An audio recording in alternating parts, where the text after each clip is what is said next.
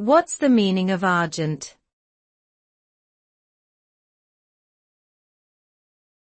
Argent.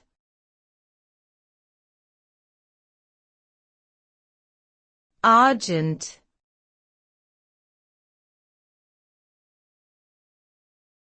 Argent.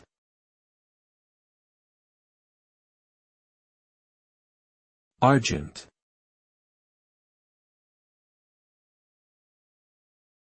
The word argent has several meanings depending on the context. Its most common definition refers to the metal silver or anything that is silver in color.